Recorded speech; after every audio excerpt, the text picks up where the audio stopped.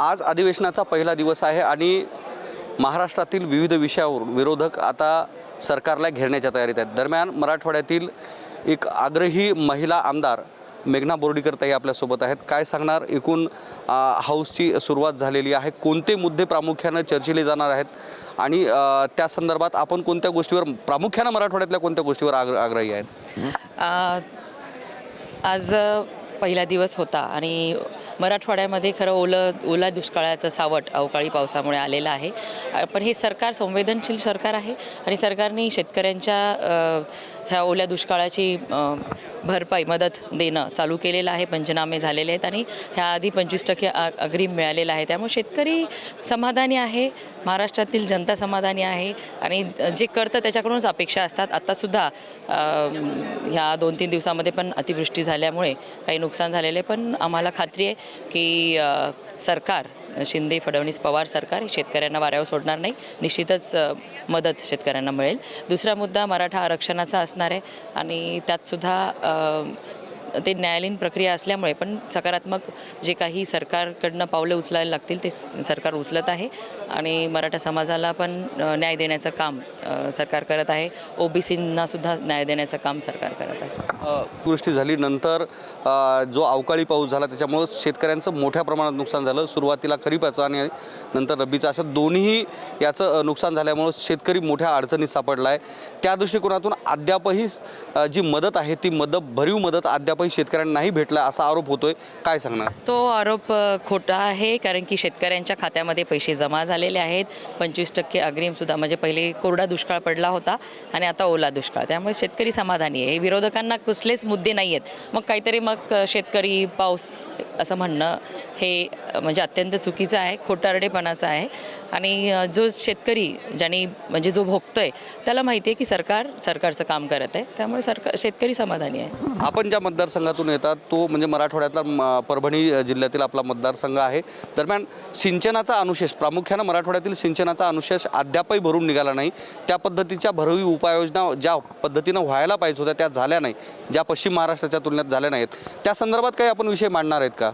निश्चितच मांडणार आहोत, पण आमचे नेते आदरणीय देवेंद्र फडणवीस साहेबांनी मराठवाड्याचं तहान भागवण्याचं खरं काम त्यांच्या मुख्यमंत्रीपदाच्या कार्यकाळामध्ये केलं आणि वाहून जातं पाणी ते मराठवाड्यामध्ये आणण्याचं। पण कुठेतरी हे महाभकास आघाडी सरकारमुळे त्या योजनेला ब्रेक लागला आणि मागच्या 2.5 वर्ष वाया गेले। पण जेव्हा मराठवाडा मुक्तीसंग्राम दिनाचा 75वी आपण साजरी करतोय, त्या दिवशी संभाजीनगरला झालेल्या बैठकीमध्ये देवेंद्र फडणवीस असतील आणि आमचे नेते मुख्यमंत्री हे दोघांनीही ठरवलेलं आहे अनुशेष भरून काढणार आणि त्या दृष्टीने निर्णयसुद्धा झाले आणि आता त्याची प्रक्रियासुद्धा सुरू झालेली आहे। त्यामुळे अनुशेष निश्चितच भरून निघणार आहे। फक्त तो 2.5 वर्षामध्ये स्थगिती सरकारमुळे जे मराठवाड्याचं नुकसान झालं ते भरण्यासाठी एक 5-6 महिने लागतील। परभणी कृषी विद्यापीठातील पदभरती घोटाळ्यासंदर्भात न्यायालयात सुद्धा याचिका टाकलेली आहे, ज्यामध्ये अधिष्ठाता या पदावरील अहर्तता नसणाऱ्या व्यक्तीला त्या ठिकाणी पदभार देण्यात आला। एवढंच नाही तर नंतर पदोन्नती देण्यात आली। पदोन्नती देऊन सुद्धा तो व्यक्ती आता कृषी मंत्र्याचा कृषी आयुक्त म्हणून त्या ठिकाणी कार्यरत आहे। या संदर्भात आपण कोणती भूमिका घ्याल? आपला जिल्हा आहे, या संदर्भात कोणती कारवाई व्हावी अशी आपली मागणी आहे? नाही, तो न्यायालयात चालू आहे म्हणून ते न्यायालयाचं काम करेल, पण त्यामुळे निश्चितच आमच्या जिल्ह्याला जसा फायदा कृषी विद्यापीठाचा व्हायला पाहिजे होता किंवा योग्य व्यक्ती योग्य पदावर नाही बसल्यानंतर जे नुकसान होतं ते भोगावं लागलेलं आहे, पण ठीक आहे, ते आम्ही आता कव्हर करू। परभणी जिल्ह्याचे 2 माजी खासदार जसे सुरेश जाधव साहेब आणि त्यानंतर रेंगे साहेब या दोघांनी सुद्धा मागणी केलेली आहे। अद्याप गेल्या 10 वर्षापासूनचं हे प्रकरण आहे।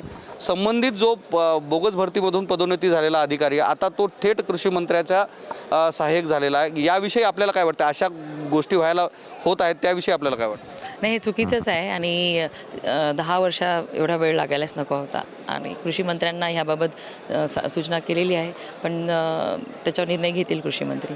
आता शेवटचा प्रश्न ताई, आपल्या परभणी जिल्ह्यातून जाणारा निर्मल हैदराबाद राष्ट्रीय महामार्ग आहे 222, 3 वेळेस टेंडर प्रक्रिया झाली आहे, मात्र 222 महामार्ग हा आता अपघात मार्ग झालेला आहे। बऱ्याचशा अपघात झालेले आहेत, त्या संदर्भात आपण काही याच्यामध्ये मांडणार आहेत का सरकारसमोर? नाही, तो नॅशनल हायवे काही महिन्यांपूर्वी आदरणीय गडकरी साहेब परभणी जिल्ह्यामध्ये आले असता त्यांनी तो सुद्धा प्रश्न सोडवलेला आहे आणि आता बऱ्यापैकी पूर्ण झालेला आहे 222 नॅशनल हायवे. ह्या होत्या आपल्यासोबत परभणीच्या आमदार मेघना बोर्डीकर, ज्यांनी महाराष्ट्रातील वेगवेगळ्या विषयासंदर्भात सरकार आग्रही आहे आणि सरकार निश्चितच याच्यावर ठाम भूमिका घेईल असं आश्वासन त्यांनी दिलेलं आहे. कॅमेरामन दीपकसह मी धनंजय सोळंके, मॅक्स महाराष्ट्र, नागपूर.